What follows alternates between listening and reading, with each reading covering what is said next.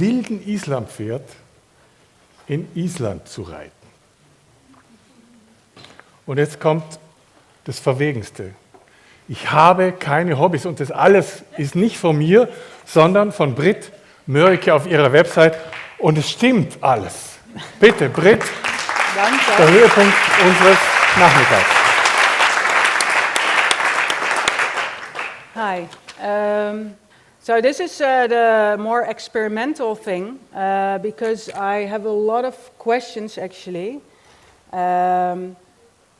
That's just my nature. I love questions, and they're going from everywhere. Yeah. So it would be great if I could get some help from you after the drinks. And I think that what Clemens said about opening up. If you have any input for me to work on this more, let me know, please. So yeah, this is like the basic question. If I hear, okay, the theme is intuition, that's something I've been working a lot with, especially as a teacher, because I'm old school teacher, I think. I think you have to learn and practice, and so intuition is a bit of a difficult thing if you say, okay, how does that relate then to knowledge? I even thought this, like, could you say that if you rely on your intuition, you're an amateur? Of course the answer is no. Yeah, I have very good designer friends that what are called intuitive designers, and if you ask them, why did you do that? Well, I'm just trying out the things. That's quite personal, probably. But from my point of view, I think that's also my teacher background, of course, like, shouldn't your choices be based on knowledge? But then again, what is knowledge? Yeah. So this is my mind going crazy, and isn't knowledge based on connotations? But yeah, what is the difference between connotations and associations? Like, going on and on and on. So to make it more practical, this is like the most frequently asked questions I get by students. Like, how do I choose a typeface? Usually they expect an answer in 2 minutes, and I said, well, I have to disappoint you. It will take probably 2 years if you know what you're doing. So I've been studying this thing with connotations, associations, especially in typography, because it keeps me really busy. And this I read from a book by Cal Swan. It's called Topography and Language. Such an interesting combination. And I quoted this because I think what he says, especially here in the last sentence, associations are set by your knowledge of the world and the cultural context of society. I did a little test on Instagram, and I asked my non-designers friends, which are not a lot actually, but it was, for instance, my 15-year-old daughter. I asked everyone to to fill in this questionnaire. And what happened was that they all picked the right typefaces, or at least the typefaces that we expect, right? And I think the last one was quite interesting, because which typeface would you choose for a fashion magazine? Everyone, yeah, like that one. And then, but if you say sporty fashion magazine, like, suddenly everyone changes. So that's quite remarkable. I made a website. It was for a project with students for KBK from the Royal Academy. So it was actually, I think we all know the clients that you try to help, but they don't know what they want. But they only see what they don't want if they see, what they don't want. So it's like, oh, and this moment I was working for someone who actually made his own apple cider. So he grew his own organic apples, and he, put a lot of time and effort and love in this beautiful drink of him. And then he came to me, he said, well, I would love to have a label that is different from all the others. Well, that's what you want to hear, right? That means a lot of freedom. So I said, okay, let's do that. And to make a very long story short, it took me 1.5 years to make a label with a green apple on it. And what happened was that, you know, it's so difficult for people to stand out. And I gave the assignments to a lot of students to find one stereotypo, as I call it. And I don't know why it's not working, because it was perfectly working. But if you can find the time tomorrow or something, you can just have a look on it. I wanted to show, actually, on the website, one of the students who picked out the gravestones as a stereotypo. So it was to open the eyes of the students to see how they can stretch it, and if it's possible to stretch it, actually. So in this case... Okay, so this girl, she did about gravestones, so that was quite a valuable topic. Yeah, but no pictures. Okay, well, forget about it, really. Oh, that's Chrome, yeah? Yeah, it doesn't work. Safari. That's Chrome. Yeah. Safari. He doesn't give up, eh? Thank you.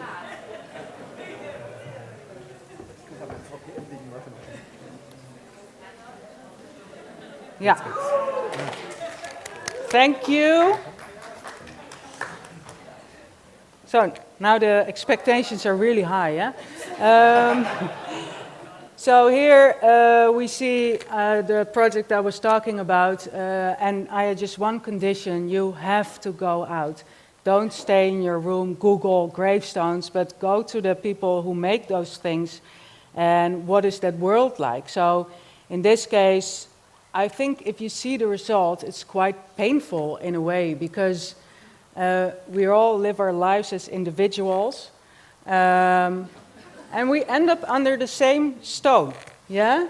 So this, not only the topography, it's also the shape. Like, what is that? Like a wave? And I had to bury one of my friends. She became ill, and so in a very young age, and she could arrange her own funeral because of that. So you don't want to know how much effort she had to do to, instead of getting coffee with cake, get champagne with something else. It was just horrible, and may she rest in peace. Another example, which I found quite remarkable, is this one. It's toy packaging for kids in the age of 2 to 4 years old. So that's the age that they cannot read. They simply cannot read, so they are already trained visually how to recognize the things around them. So if you look at the typography, it's all the same. Rounded letters, a little bit like dancing, with a shade behind it, even embossed. So I want to show one last one that is quite, how do you say, like relatively new. It's the vegan cafes, or as you call it, vegan. I live in The Hague, in the center of The Hague, and there's one shopping street, and they're popping up everywhere. And then I thought, oh wow, so what is that? They all have this typeface, like, condensed capitals, handmade, or at least it looks it's handmade. So here it doesn't have a history behind it. By the way, the assignment was also partly to get rid of the stereotypo, so to come up with other solutions than fitting in. And all of the students had so much trouble with it, which is so understandable. The girl with the gravestones, she changed the typeface, she changed the text, she changed the color of the stone, the shape of the stone, but it still was a stone. So I said, so what do you do? What can you do to not do that? And so what she eventually did, she made a video of one of her evening meals that she has with friends. Nothing, like not the last evening meal or nothing heavy. It was just like chatting along about nothing. And she beamed that on what looked like abstract shape of a stone. So this part of the assignment was really hard, which is understandable, of course. As it was for my client. But yeah, you can, then I think, okay, where does that come from? This is another stereotype that we know. It's the fashion magazines, like everyone knew that on Instagram, because they want to look luxury, they want to look high fashion, and I always try to find the answers in the history. So if you know about the different type classifications, they all belong to the group of the Didonen. I don't know like if that is words in German, Didonen.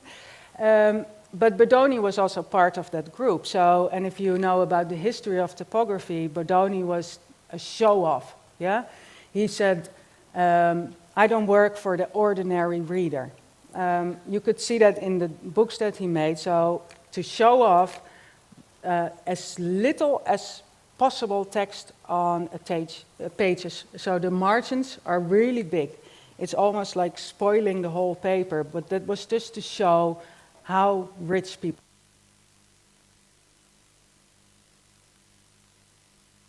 have that problem yet. So, yeah. So, this is probably not a scientific answer, but does it matter? It's a very visual answer to that question. I collected 3 examples of people that made different choices. In this case, we see Kessels Kramer, very famous example of how he did things differently. In this case, you see the identity for Hans Brinker Hotel in Amsterdam. And he went there to get the briefing of the client, and the client was very proud of his hotel. Look how beautiful. And the only thing Erik Kessels thought was, oh my God, how shitty, how can I, you know, what can I do with it? Because it's horrible, you don't want to stay there. So he went back to the studio. This is, again, a not proved story, but I heard it from himself. So, okay, so he went back to the studio and he thought, okay, let's embrace the badness of that hostel. So he made this campaign with like funny texts, and he went a bit hesitant to the client to show it. And of course the client was quite, angry, like, what is this? Are you serious? You go back to your studio, make something else. I cannot. And then Erika said, well, this is the only thing I can do for you. Think about it for a couple of days and let me know. So after a couple of days, the client said, okay, let's do this. And this became such a big hit that Erik Kessels is asked for lots of hostel and hotel identities around the world. But of course that doesn't work. It's the same with beer, as it calls now. My sister lives in Berlin, and this is already beer, I think from 10 years ago. Do you know it or not? It's probably very familiar to you, no? No? Okay. We all know the classic beer bottles, fractures on there, dark colors, and then suddenly people were drinking this. And as a designer, you already look like, what is that?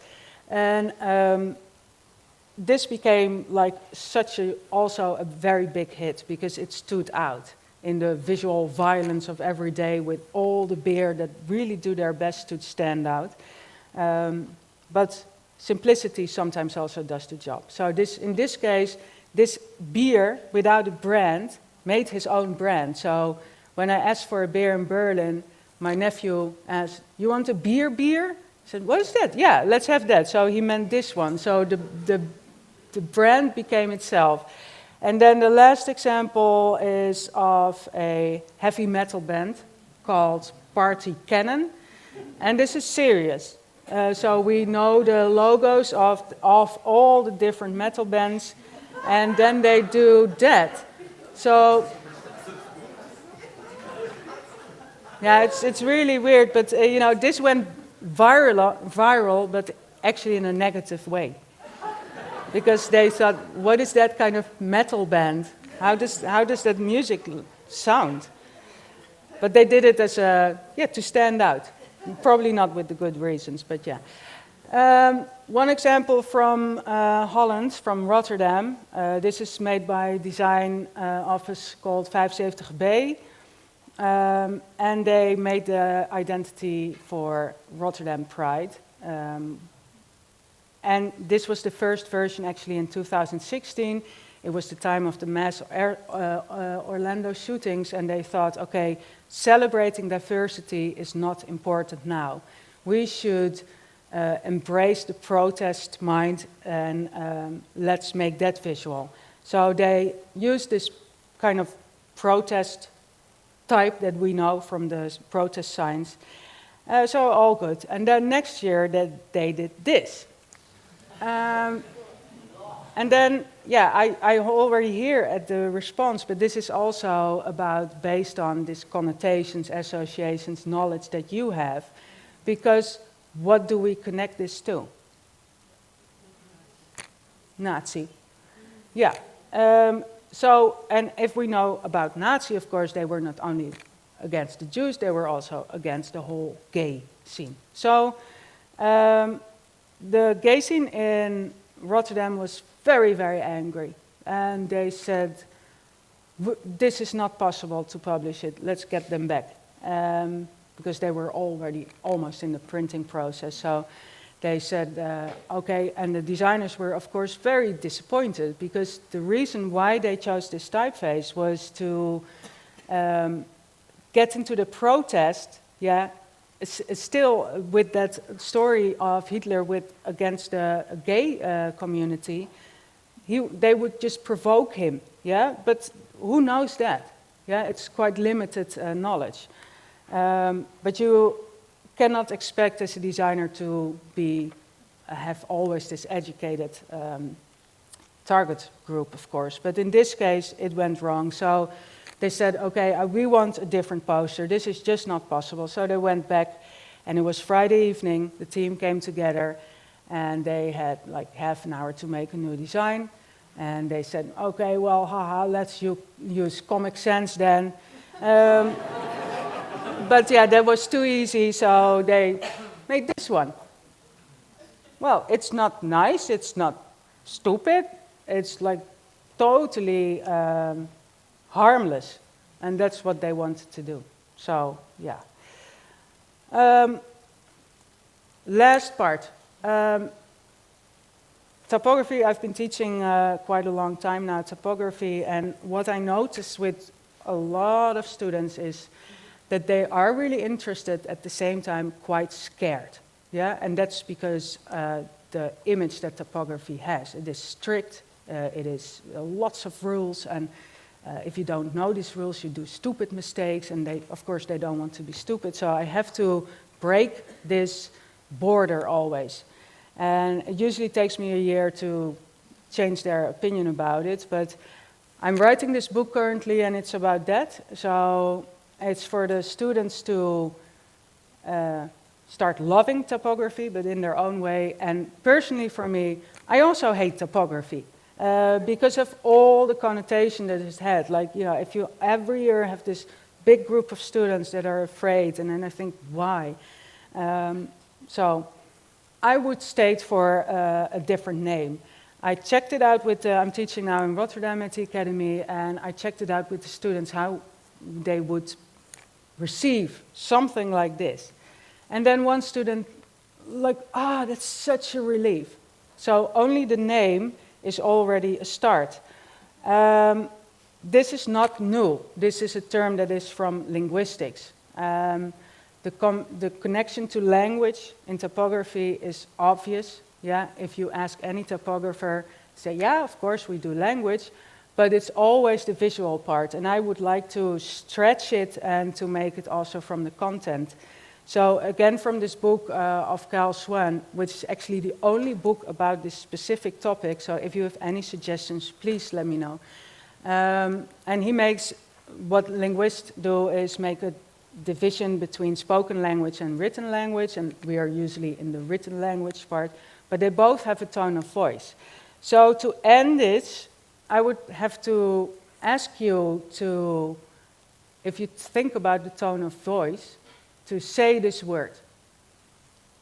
So, what do you think does it look? Does it look like bye? Or does it look like bye? Or how would you say this? Thank you. Someone has to start, right? So this one.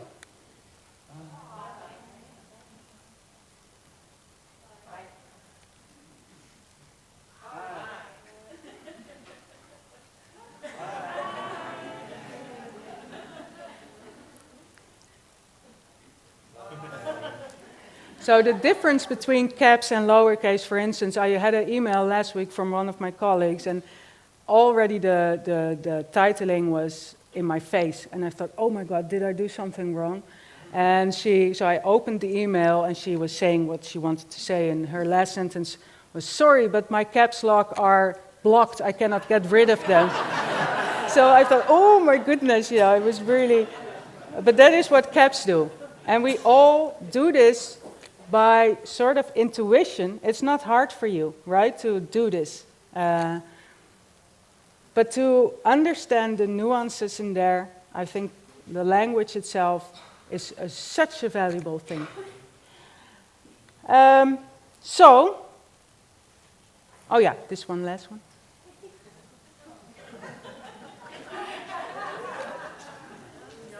Very shy bye. So I would like to conclude like how Charles Bukowski would do that. And he says, the best way to end a story is to suddenly get quiet.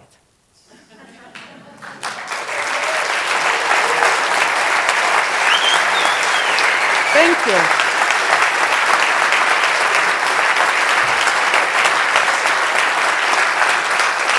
Thank you.